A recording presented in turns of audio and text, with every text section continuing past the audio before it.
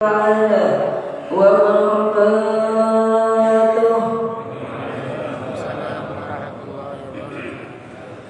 الحمد لله رب العالمين والصلاة والسلام على أشرف الأنبياء والمرسلين سيدنا وحبيبنا وسفينا ومولانا محمد وعلى آله وصحبه أجمعين. أما بعد، حضرة المحترمين والمكرمين، para ulama, para habaib, para asatidz, para tokoh masyarakat, tokoh agama, dan yang saya muliakan dan saya takdimi, guru dan kita bersama, sekaligus pengasuh pondok pesantren Darul Quran At-Taqwa Al-Mukarram Al-Ustadz Mas'udi Samsudin. Semoga beliau beserta keluarganya diberikan kesehatan panjang umur, sehat jasmani rohaninya, serta dilindungi oleh Allah Subhanahu wa Ta'ala. Dan yang saya hormati para hadirin jemaah salat subuh yang semoga dimanggakan oleh Allah Subhanahu wa Ta'ala. Pertama-tama dan yang paling utama, marilah kita panjatkan puja dan puji syukur kita atas kehadirat Allah Subhanahu wa Ta'ala, karena di saat mulia ini Allah Subhanahu wa Ta'ala masih mempertemukan kita dalam keadaan sehat walafiat serta dalam keadaan iman dan Islam. Selawat berserta salam marilah kita haturkan kepada junjungan kita, idola kita, Nabi yang mulia yang dimuliakan oleh Zat yang Maha Mulia, Nabi yang agung yang diagungkan oleh Zat yang Maha Agung, Nabi yang suci yang disucikan oleh Zat yang Maha Suci, ialah baginda Nabi Muhammad sallallahu alaihi wasallam. Beliau adalah khataman an-nabiyyin, penutup para nabi dan rasul. Tidak ada lagi nabi maupun rasul setelah baginda Nabi Muhammad sallallahu alaihi wasallam. Tidak ada lagi rasul maupun nabi setelah baginda Nabi Muhammad sallallahu alaihi wasallam. Dan beliaulah yang telah membawa kita dari jalan kegelapan menuju jalan yang terlalu terang, yaitu iman dan Islam. Para hadirin jemaah Masjid Tauhid Hidayatullah yang semoga dimanggakan oleh Allah Subhanahu wa Ta'ala. Dan kita tidak terasa bahwa bulan Dzulhijjah sudah berlalu, dan pada saat ini kita telah memasuki bulan Muharram, yaitu bulannya Allah Subhanahu wa Ta'ala. Bulan Muharram adalah bulan yang suci dan mulia, dan bulan Muharram adalah bulannya Allah Subhanahu wa Ta'ala. Oleh karena itu, apakah para hadirin tahu apa saja keutamaan dan keistimewaan di dalam bulan Muharram ini? Dan yang kita ketahui, ketika peristiwa Nabi Musa alaihissalam yang diselamatkan oleh Allah Subhanahu wa Ta'ala dari kejaran para pasukan Firaun, maka di momentum ini Allah Subhanahu wa Ta'ala pula menenggelamkan para pasukan Firaun. Dan di bulan ini yang kita syukuri ini dalam bentuk melaksanakan atau melalui laksanakannya puasa di hari Asyura, yaitu puasa di 10 Muharram. Karena Rasulullah sallallahu alaihi wasallam bersabda, "Afdalus siyam ba'da Ramadanah shahrullahil muharram wa afdalus salati ba'da al-fardh salatul lail." Yang artinya paling utamanya satu puasa, paling utamanya puasa setelah bulan Ramadan ialah bulan Muharram, dan paling utamanya salat setelah salat fardu ialah salat malam. Oleh karena itu para hadirin yang telah dihadiskan di asli bahwa Allah Subhanahu wa Ta'ala menerangkan sungguh mulianya bulan Muharram ini, dan Muharram adalah ialah bulannya Allah Subhanahu wa Ta'ala. Maka sungguh utamanya, sungguh mulianya bulannya Allah Subhanahu wa Ta'ala ini. Karena Nabi Muhammad sallallahu alaihi wasallam bersabda, "Siyamu yaumi Asyura a'inni ahtasibu 'ala Allah an yukaffira sanatan allati qablahu." Yang artinya, aku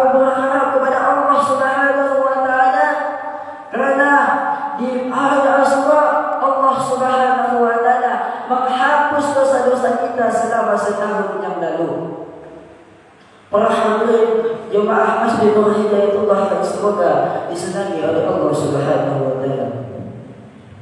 Bulan Muharram adalah bulannya Allah Subhanahu wa taala, dan bulan Muharram adalah bulan yang suci dan mulia, karena telah dikisahkan di dalam sebuah hadis riwayat Imam Muslim ketika Nabi Muhammad SAW melihat orang-orang Yahudi berpuasa di hari Asyura. Lalu orang-orang Yahudi ini menganggap bahawa hari Asyura ini adalah hari yang sangat baik. Bahkan sehingga pada suatu hari itu Rasulullah SAW melihatnya, dan pada saat itu Rasulullah SAW beritahu kepada tentang itu.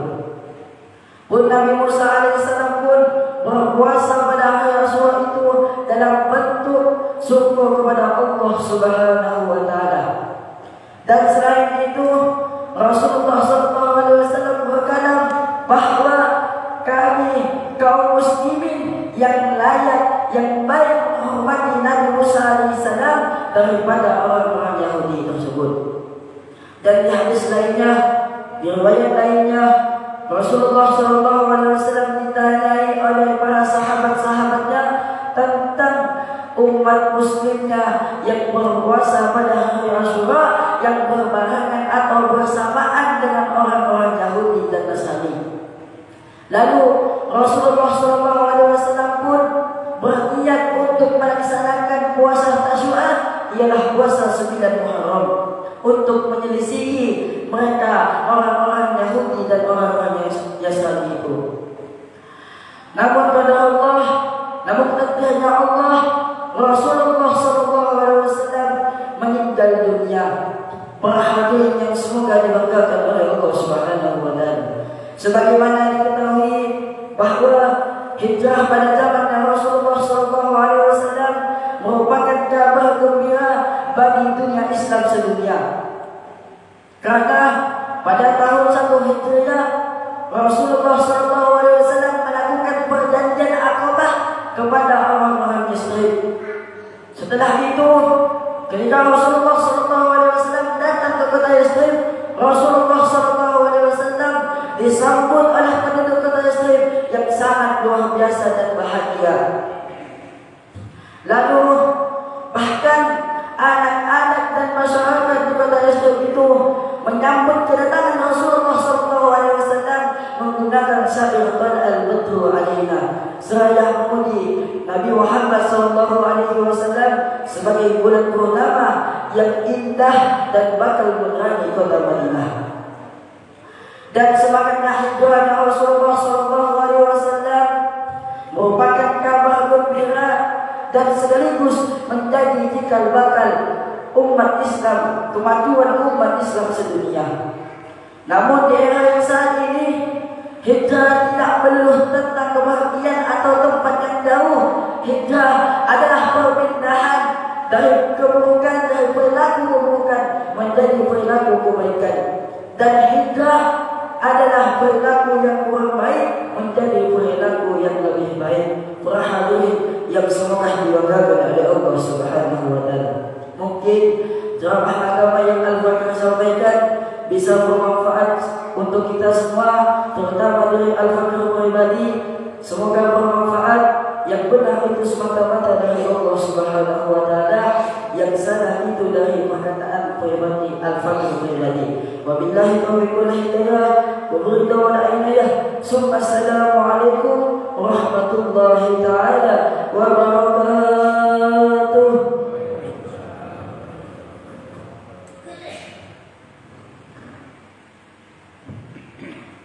Assalamualaikum warahmatullahi taala wabarakatuh.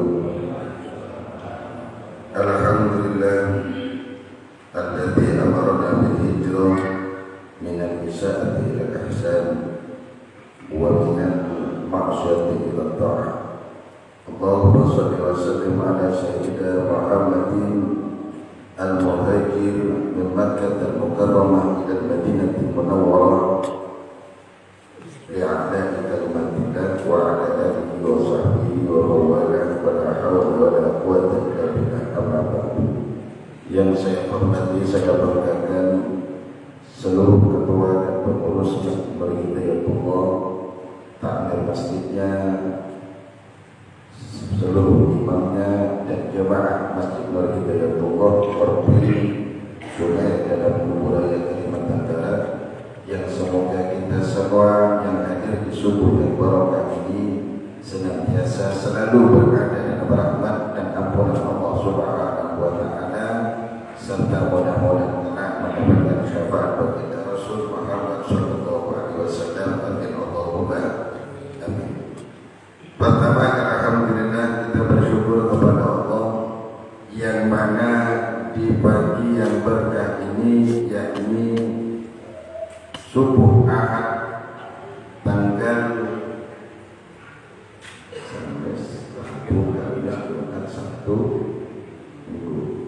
5 Muharram tahun 1445 Hijriah. Berarti sudah 5 subuh kita ditinggalkan oleh tahun 1444 Hijriah. Ini termasuk tahun baru dalam Islam. Tahun baru Hijriah itu dihitung dari 1 Muharram. Kalau Masehi dihitung dari Januari jam 12 malam, bulan-bulan Masehi. Tapi bulan-bulan Hijriah dihitung daripada maghribnya bulan Muharram. Tahun Hijriah diletakkan pertama kali oleh Sayyidina Umar bin Khattab radhiyallahu anhu atas usulan Sayyidina Ali bin Abi Thalib radhiyallahu anhu. Kemudian tahun Hijriah ini dimulai dari pindahnya Rasulullah sallallahu alaihi wasallam dari kota Mekah ke kota Madinah dengan perintah Allah. Hajara yajuru hijratan atau hijrah pindah. Kenapa Rasulullah sallallahu alaihi wasallam pindah? Ketika Rasulullah berdakwah di kota Mekah kurang lebih 10 tahun, maka ketika itu Rasulullah penuh dengan ujian, tantangan dalam mendakwahkan agama Allah Subhanahu wa Ta'ala. Dari dakwah yang sanar-sanar hingga terang-terangan, penuh dengan ujian, dilempari batu, dilempari kotoran unta dan seterusnya. Akhirnya Allah Subhanahu wa Ta'ala merintahkan Rasulullah untuk berhijrah, berpindah dari kota Mekah ke kota Madinah. Maka kota Mekah disebut Makkah al-Mukarramah, Mekah al-Mukarramah yang dimuliakan. Dimuliakan dengan apa? Dimuliakan dengan lahirnya Rasulullah sallallahu alaihi wasallam dan diangkatnya Rasulullah menjadi utusan Allah yang di kota Mekah. Kemudian pindah ke kota Madinah. Madinah disebut Madinatul Munawwarah, Madinah yang diberi cahaya oleh Allah, diterangi. Kenapa Madinatul Munawwarah? Karena di kota Madinah Rasulullah berdakwah dari kota Madinah jika bakal dakwah Islam ini tersebar ke seluruh dunia. Dan wafatnya Rasulullah sallallahu alaihi wasallam di kota Madinah, dimakamkan pula di kota Madinah. Maka tempat lahir dan tempat wafatnya Rasulullah menjadi 2 kota yang mengalahkan kota-kota terkenal sebelumnya, yang mana kota-kota misalnya kayak Baitul Maqdis dan lain sebagainya tempat banyak kelahirannya para nabi. Namun Mekah dan Madinah adalah tempat kelahiran dan wafatnya Nabi termulia dunia akhirat, Nabi termulia di langit dan bumi. Maka kota Mekah dan kota Madinah lebih utama dan lebih terkenal dibandingkan Masjidil Aqsa atau Palestina, yang mana di situ adalah tempat lahirnya para nabi sebelumnya. Maka beda sholat di Masjidil Haram, Masjidil Nabawi, Masjidil Aqsa ini beda sholatnya. Kalau kita sholat di Hidayatullah misalnya, atau di Masjid Mujahidin, Masjid Istiqlal Jakarta, walaupun sholat di Jakarta sama halnya dengan Masjid Hidayatullah.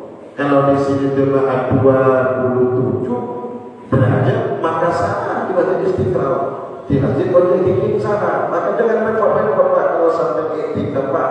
Repot-repot iktikaf misalnya di Ramadan, iktikaf di Masjid Mujahidin. Iktikaf di rumah sama pahalanya iktikaf di Masjid Mujahidin, kecuali iktikafnya di Mekah. Tak apa-apa repot-repot, tak apa-apa.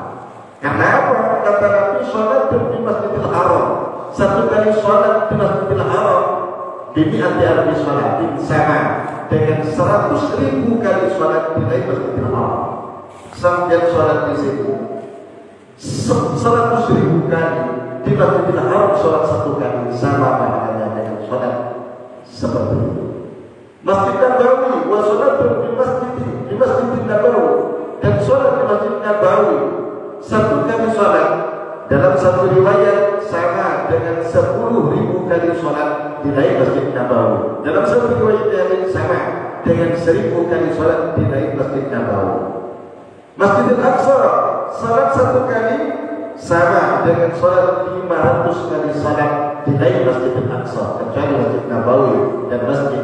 Maka orang-orang yang mampu, kemudian orang-orang yang bisa, mereka umrah dan haji. Kita berdoa Allah mudah-mudahan hajinya dan umrahnya kerabat-kerabat saudara-saudara kita yang sudah dan sedang atau akan melaksanakan haji dan umrah, mudah-mudahan oleh Allah menjadi haji dan umrah yang mabrur diterima oleh Allah Subhanahu wa taala, yang kata Nabi, al-hajjul mabrur laisa lahu jazaa'un illa jannah. Haji yang mabrur baik, tidak ada balasan kecuali surganya Allah Subhanahu wa taala.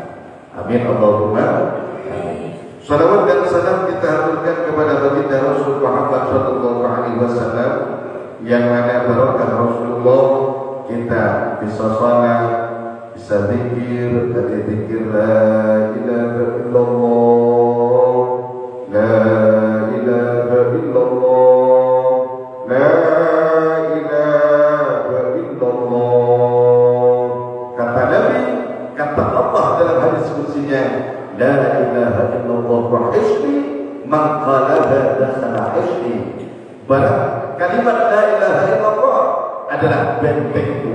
Barang siapa mengucapkan kalimat la ilaha illallah, maka dia telah masuk ke dalam bentengku, kata Allah. Wa man dakhala hisbi amina min adzabi, wa fi riwayati amina min iqabi. Barang siapa masuk kepada bentengku, mengucapkan kalimat la ilaha illallah, maka dia selamat dari siksa dan azabku. Semoga kita senantiasa yang gemar mengucapkan kalimat la ilaha illallah, mudah-mudahan selamat oleh Allah taala dari mati husnul khatimah. Na'udzubillah min dzalik. Amin Allahumma amin. Namun ingat, Su'ila Abu Hanifah rahmatullah taala alaih, Imam Abu Hanifah atau Imam Hanafi ini pernah ditanya, ayu dzambin akhwafu bisaddil iman. Wahai imam, dosa apa yang lebih mengkhawatirkan iman ini dicabut oleh Allah Ta'ala? Kita selalu minta Allah, ya Allah biha, ya Allah biha, ya Allah bihusnil khatimah, ya Allah biha, ya Allah biha, ya Allah bihusnil khatimah. Semuanya, ya Allah biha, ya Allah biha, ya Allah bihusnil khatimah,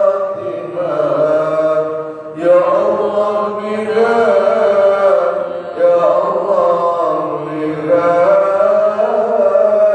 ya Allah bihusnil khatimah.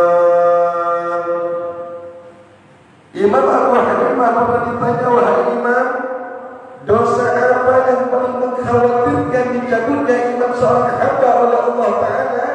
Kata Imam Abu Hanifah, tarku syukri lillahi ala al-iman wa tarku khawfu su'il khatimah wa zulmul ibadah. Ada 3 dosa, na'udzubillah min dzalik, ini mengkhawatirkan jika iman kita dicabut oleh Allah. Na'udzubillah min dzalik.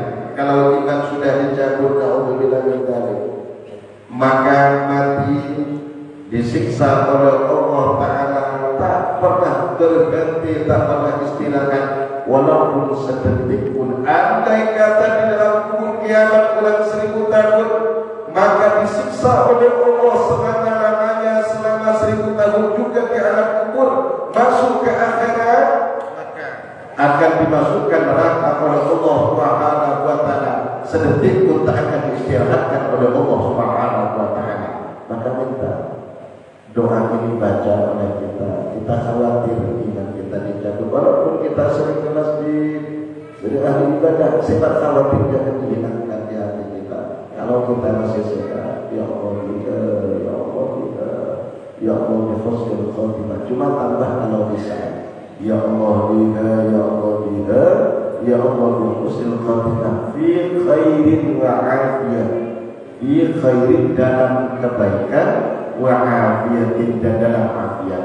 Karena ada orang ini mati bawa ibadah Islam tapi la fi khair wa la fi afiat. Contohnya, misalnya mati orang mati tabrakan, pesawat jatuh, tertimpa, mati husnul khatimah bagian Islam misalnya, tapi kan tidak fi khair wa afiat.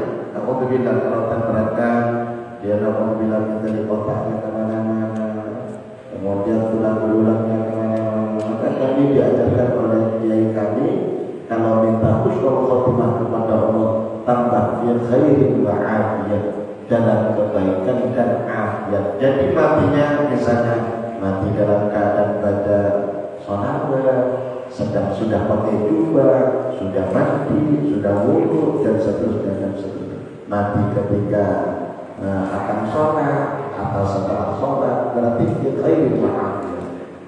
Mudah-mudahan kita oleh Allah Ta'ala ditetapkan iman kita. Pertama, kata Imam Abu Hanifah, dosa yang menyebabkan iman ini gampang dicabut oleh Allah, tarku syukri ala iman, tidak mensyukuri iman yang Allah berikan, tidak bersyukur. Maka syukuri iman ini, ya Allah, alhamdulillah diberikan iman Islam Allah, alhamdulillah Allah bisa sujud, alhamdulillah Allah. Makanya sampean kita, saya bisa mungkin setiap setelah sholat, selain sholat subuh, kita sujud syukur ke Allah Ta'ala. Setelah sholat, misalnya sudah pikiran yang lain, sujud, namanya sujud syukur ke Allah Ta'ala. Sujud syukur apa, Ustaz? Kan saya ekonomi sulit, tak punya duit, apakah harus sujud syukur? Syukur ke Allah. Karena walaupun kita sulit ekonomi, ternyata kita masih diizinkan oleh Allah bisa sujud, bisa sholat, bisa pikiran, bisa berjamaah, bisa seterusnya. Maka sujud syukur. Apa makna sujud syukur? Udah, minta Allah, syukur Allah. Alhamdulillah nikmat iman Allah, alhamdulillah nikmat Islam Allah, alhamdulillah dijadikannya umat Nabi Muhammad Allah, alhamdulillah nikmat bisa baca Quran Allah, alhamdulillah nikmat bisa duduk di masjid Allah, alhamdulillah nikmat diberi tubuh bisa bergerak dalam ibadah Allah, alhamdulillah diberikan orang tua yang semuanya iman kepada Allah, alhamdulillah diberikan sahabat-sahabat yang semuanya iman kepada Allah, dan seterusnya.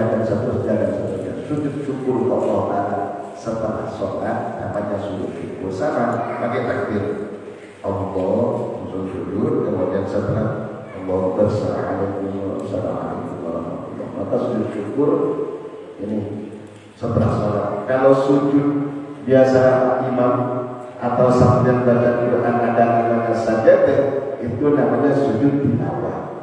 Ada sujud tilawah, sujud syukur. Sujud syukur ini dianjurkan, disunahkan setiap kita mendapatkan nikmat dari Allah Ta'ala. Tapi selama kita beriman, nikmat itu tetap diberikan oleh Allah. Maka sujud syukur. Kemudian yang kedua, dosa yang menyebabkan su'ul khatimah ialah terkhawfi su'ul khatimah. Tidak ada khawatir su'ul khatimah. Alhamdulillah. Yang ketiga, wadul ibadi, dan dolim kepada hamba-hamba Allah yang lain. Dolim seperti apa? Suka mencuri punya tetangganya, Dolim seperti apa? Suka konflik, mengadu domba dan seterusnya. Dolim seperti apa? Pokok dolim, apa yang dolim kepada sesama, maka itu pula menjadikan na'udzubillah. Khawatir mati syukur khotimah, na'udzubillah. Baik. Bulan Muharram ini mulia. Apa nama Muharram? Apa lagi? Muharram, Safar, Jumat, Rabiul Awal, Rabiul Tsani, Jumatil Ula, Jumatil Tsaniyah atau Rabiul Akhir tadi. Terus Rajab, Sya'ban, Ramadan, Syawal, Dzulqa'dah, Dzulhijjah, kelas Muharram. Harus apa Pak? Kalau Januari Februari kita hafal semua. Nah, bulannya kita karena kejadian-kejadian Ramadan. Kejadian-kejadian dalam Islam itu berhubungan dengan bulan-bulan Hijriah. Ramadan misalnya, Ramadan, puasa Ramadan. Kemudian haji itu Dzulhijjah, dari Dzulqa'dah, Dzulhijjah sampai Muharram. Ini yang kebanyakan kita hafal bulan-bulan itu. Kalau ada kejadian dari dulu, begitu juga setiap bulan itu dimuliakan oleh Allah karena di situ ada kejadian. Contohnya, Rajab mulia. Kenapa Rajab itu mulia? Di situ ada peristiwa Isra wal Mi'raj. Sya'ban mulia. Kenapa bulan Sya'ban itu mulia? Di situ ada malam Lailatul Nisfi min Sya'ban, malam 15 bulan Sya'ban, yang mana malam itu termasuk hari rayanya para malaikat di langit. Lailatul Qadar, Nisfu Sya'ban. Kemudian Ramadan, kenapa Ramadan itu mulia? Karena di Ramadan itu ada puasa Ramadan, ada malam nuzulul Quran 17 Ramadan, dan ada malam Lailatul Qadar yang dirahasiakan oleh Allah Ta'ala di Ramadan. Kemudian begitu juga bulan haji, bulan Dzulhijjah. Kenapa mulia? Karena di situ ada haji dan ibadah kurban serta ada ibadah haji. Muharram kenapa mulia pula? Di situ ada namanya Asyura atau tanggal 10 bulan Muharram. Jadi tidak berlebihan kalau kita sebagai orang Islam menghormat bulan Muharram. Kayak kemarin saya yang postingan di Workri perayaan tahun baru Hijriah, banyak sebagainya. Masih ada sisa tanggal sebagainya. Saya mau bawa karena sisanya. Itu bagus itu. Artinya siapa lagi yang akan merayakan bulan Muharram ini? Kalau bukan kita sebagai orang Islam. Padahal kita harus memuja 12 makna untuk merayakannya. Maulid, misalnya kita mengisi maulid itu dengan pikiran, dengan baca apakah, dengan bulan Muharram antara maulid dan isya, itu sudah merayakan bulan suci, bulan Muharram. Kalau bukan kita, kemarin alhamdulillah santri itu diundang salah satu pengusaha muslim di Tanjung Jalan Tani itu yang hidupkan rokok. Hampir 3 orang hidupkan rokok. Jadi dia mengundang santri, langsung sahur di situ, hatam Al-Quran, undang Abdul Hafsiyah, jam 11:30 hidupkan rokok. Sendirian dia. Saya minta hidupkan rokok. Siapa nak kita sebenarnya mau rayakan kalau bukan kita? Masuk akal juga. Kita kalau masa ini kita memperjuangkan uang.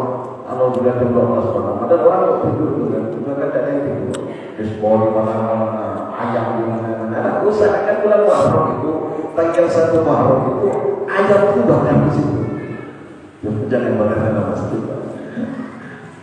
Ngorban bulan Muharram. Kemudian hari Asyura. Di hari Asyura ada 10 amalan yang dianjurkan untuk kita amalkan di hari Asyura. Sekarang ini kan tanggal 5. Insya Allah Jumat ini hari Asyura, tanggal 10 bulan Muharram. Maka di sini saya jelaskan pertama, puasa sunnah. Kalau waktu puasa sunnah, kalau sampai bisa gantikan dengan Tasu'a, Kamis dan Jumat. Jumat yang ini Asyura tanggal 10 Muharram, Tasu'a Kamis ini adalah tanggal 9 Muharram. Biasanya kami di pondok-pondok pesantren itu dianjurkan 2 hari atau 3 hari. 2 hari atau 3 hari. Tasu'a, Asyura atau Asyura dan tanggal ke-11-nya, Jumat dan Sabtunya, atau Kamis dan Jumatnya. Niatnya, niat saya puasa besok tanggal 10 Muharram atau hari Asyura sunnah karena Allah Taala. Sunnah di sini ada hadisnya. Nah, dalam kitab Tabiul Qaulun karya Syekh Nasr Muhammad bin Ibrahim As-Samarqandi radhiyallahu ta'ala anhu, An Ibnu Abbas radhiyallahu ta'ala anhu, dari sahabat Abdullah bin Abbas radhiyallahu ta'ala anhu, qala Rasulullah sallallahu alaihi wasallam, Rasulullah bersabda, "Man shoma yauma Asyura bulan Muharram, barang siapa berpuasa dari Asyura bulan Muharram, a'taqallahu ta'ala thawabu asyrati alafi malakin, maka Allah Ta'ala berikan kepadanya pahala seperti pahalanya 10.000 malaikat." Allahu a'lam bishawab. "Wa man shoma yauma Asyura bulan Muharram, utiya thawabu asyrati alafi hajjin wa mu'tamirin wa asyrati alafi syahidin." Barang siapa berpuasa di Asyura bulan Muharram, maka diberi pahala oleh Allah seperti 10.000 orang yang haji, orang yang umrah, dan 10.000 orang yang mati syahid. Yang penting puasa. Ini kan keutamaan terserah Allah, terserah Allah. Karena Allah banyak besar. Bahkan dalam hadis yang lain di sini juga, yang tilu somu yawmin arba'ah bisomi, yang tilu somi Asyura bisomi sanati. Pahalanya puasa di Asyura menyamai pahalanya puasa sunnah 1 tahun. Bahkan seperti yang disampaikan oleh santri kami tadi, bahwa puasa sehari di hari Asyura menjadi penghapus dosa setahun yang lalu. Maka usahakan kalau mampu. Kalau tak mampu, ada amalan lain. Apa itu? Mengusap anak yatim. Memesan anak yatim, cari anak yatim, Pak. Cuma tak usah cari anak yatim yang sudah tahu. Saya juga yatim, kalau memesan belum. Cari anak yatim yang belum balik. Kenapa demikian maksud? Wa ma saya terbuat wasiat dunia Asyura. Barang siapa mengusap tangannya ke kepala anak yatim dari Asyura, rafa Allah Ta'ala lahu bi kulli syahratin darajatan. Maka setiap satu helai rambut yang terusap oleh kepalanya, oleh Allah Ta'ala diangkat 1 derajat. Maka dalam hadis yang lain, dicatat 1 kebaikan, dihapus 1 keburukan dari anak yatim. Cuma jangan usap saja, nanti kepala anak yatim tak ada sisanya yang diusap. Tahu tadi masih duit dari dulu kan? Si anak si apa? Cari anak yatim. Kalau tak ada di pondok itu ada kurang lebih 9 atau berapa anak yatim yang kita tanggung. Kalau di pondok kami, Pak, terima kasih sudah berdoa yang baik, yang dari Pak ke pondok, ada sekitar 9 atau 10 anak yatim gratis dari awal sampai akhir. Pendidikan yang mondok 6 tahun gratis 6 tahun. Karena memang kita lihat, kami bukan karena orang-orang baik, orang-orang baik yang sering ngirim sayur, ngirim ikan, ngirim infak dan lain sebagainya. Jadi cari anak yatim usap kepalanya. Kalau dapat misalnya punya 100.000, cari 5 anak yatim kasih 20.000 uang usap. Ini cara usapnya. Biar masuk semua. Nanti hitung berapa kepala anak yatim. Berarti kalau 1.000 atau 10.000 apa?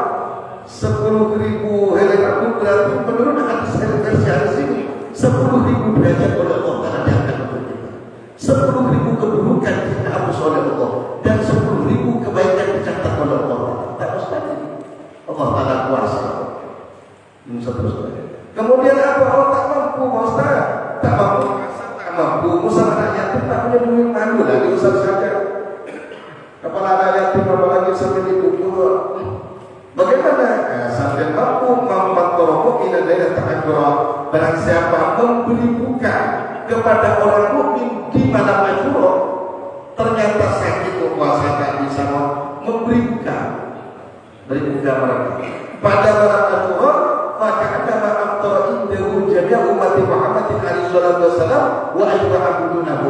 Maka seolah-olah dia sama dengan memberikan buka kepada seluruh umatnya Nabi Muhammad SAW wa ayyuhannahum, dan mengenyangkan perut mereka sama malam Asyura. Berarti sampai kalau tak bisa puasa, kita tak bisa puasa jadi Asyura, puasa kepala raya itu tak mudah memancing buka puasa. Apa buka puasa? Kepada yang berpuasa. Misalnya di kampung-kampung ada kebiasaan berpuasa, misalnya di masjid ini, silakan buka bersama, misalnya buka bersama, program berbuka bersama di Asyura bagi yang puasa. Dan di sini kan ada dapurnya, masjid jangan ada dapurnya di antara di sini. Berarti bisa saya kalau cari beras ke dapurnya Pak Asyura. Betul, saudara saya tidak paham. di santri kami insya Allah 2 hari kami wajibkan untuk puasa. Bukan dari Allah yang diwajibkan, dari undang-undang pesantren, dari Allah Ta'ala yaitu disunahkan. Kemudian tanya, qalu ya Rasulullah, laqad qaddara yawm Ashura ala sa'il ayyam wahai Rasul, sungguh Allah Ta'ala telah mengutamakan hari Ashura tanggal 10 Muharram dibandingkan hari-hari yang lain.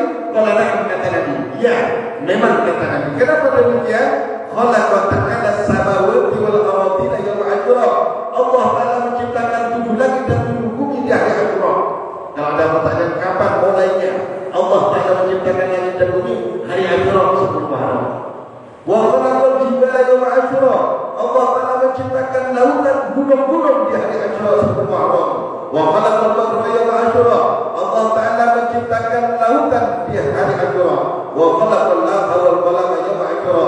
Allah Ta'ala menciptakan lauhul mahfuz dan pulpen yang mencatat amal baik dan amal buruk di lauhul mahfuz amalnya itu pada hari Ashura. Wa khalaqal Adam yawm Ashura. Allah Ta'ala menciptakan pertama kali Nabi Adam alaihissalam pada hari Ashura tanggal 1 Muharram.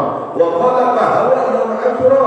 Allah Ta'ala menciptakan Sayyidatina Hawa, istrinya Nabi Adam, ibunda manusia seluruhnya, itu pada hari Ashura. Wa khalaqal jannah wa adkhalal jannah yawm Ashura. Dan Allah Ta'ala menciptakan surga, memasukkan Nabi Adam ke surga pada hari Ashura 10 Muharram. Wa wulida Ibrahim yawm Ashura. Nabi Ibrahim dilahirkan pada hari Ashura. Wa najjahullahu minan nar yawm Ashura. Nabi Ibrahim diselamatkan dari bakaran apinya Raja Namrud yang sampai tahu semua ceritanya. Nabi Ibrahim dimasukkan ke api yang besarnya seperti rumah, seperti masjid, dilemparkan pakai manjani itu ke tepi besar dimasukkan orang waktu dilempar. Ketika Nabi Ibrahim alaihissalam apa itu tayangan, ada kata tayangan HP kan, ada tayangan apa itu, tayangan lambat, tayangan apa itu, misalnya di pertengahan antara api dan turun malaikat. Ibrahim, butuh apa kamu Ibrahim? Kata Ibrahim, kalau kepada malaikat aku tak butuh apa-apa. Kalau kepada Jibril aku tak butuh apa-apa. Kedua, tapi kalau kepada Allah aku sangat butuh kepada Allah. Terus masuk ke api, ternyata api.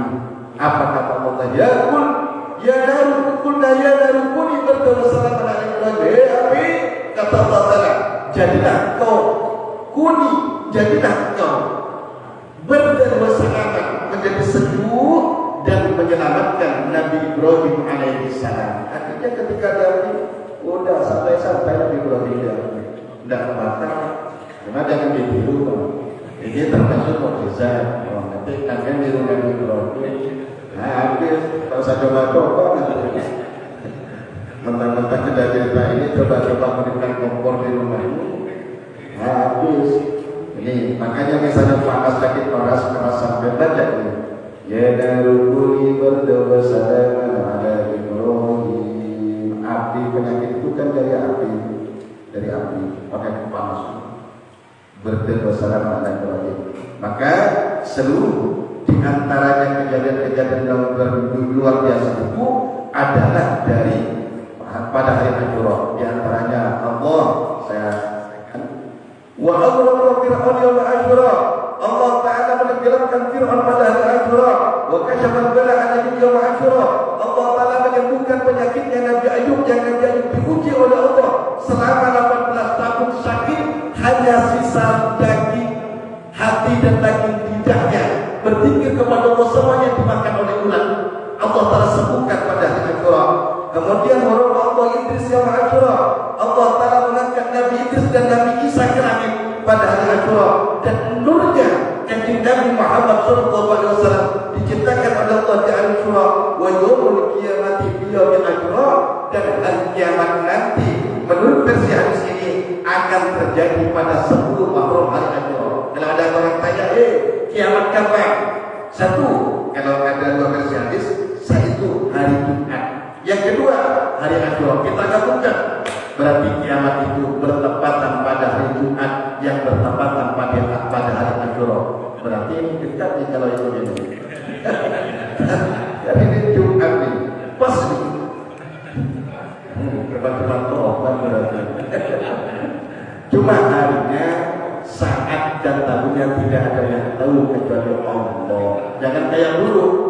Dulu kiamat akan terjadi bulan 12 hari ke-12 tahun 2012. Takut semua orang. Ada yang bikin perahu. Kalau sudah kiamat jangankan perahu banyak masuk ke dalam lubang semut pun hancur, kita tak bisa apa-apa. Udah apa persiapannya? Sholat, istighfar, sholawat dan seterusnya. Maka kayaknya jam sudah begini. 10 menit lagi besok. Mudah-mudahan pada Allah Ta'ala nanti puasa. Kemudian saya singkat bertenang Pak, sunnah diajari orang pakai tenang. Tapi terus sama dikit. Kemudian ziarah kepada ulama sunnahnya. Kalau sampai punya guru, punya kiai-kiai di kampung-kampungnya, ziarah bisa. Ziarah bawakan sesuatu dengan ziarah kepada ulama, berjalan puasa sunnah, puasa kepala anak yatim, kemudian sholat sunnah, ada sholat sunnah ini, sholat sunnah mutlak saja, dan seterusnya. Mudah-mudahan bermanfaat oleh Allah Subhanahu wa Ta'ala. Amin. Allahumma amin. Bismillahirrahmanirrahim. Allahumma anfa'na bima 'allamtana wa 'allimna ma yanfa'una warzuqna ilman alladhi yanfa'una. Alhamdulillahi 'ala kulli halin wa na'udzu bika min adhabil nar. Subhanakallahumma wa bihamdika asyhadu an la ilaha illa anta nastaghfiruka wa natubu ilaik. Wa sallallahu 'ala sayyidina Muhammadin wa 'ala alihi wa sallam. Alhamdulillahirabbil alamin. Assalamualaikum warahmatullahi wabarakatuh.